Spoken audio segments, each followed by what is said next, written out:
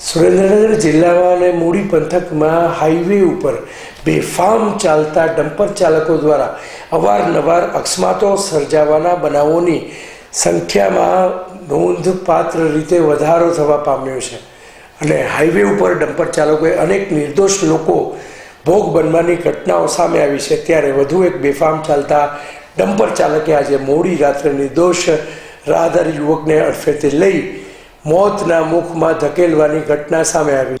વધુ વિગત મળતી માહિતી મુજબ મૂડી તાલુકાના નાયકા ડેમના પાટિયા નજીક રસ્તે પસાર થતા 20 વર્ષના રાહદારી યુવકને પૂરપાટ આવતા ડમ્પર ચાલકે હડફેટે લેતા ઘટના સ્થળે અજાણ્યા યુવકનું મોત નીપજતા ભારે અરેરાટી ફેલી જવા પામી હતી।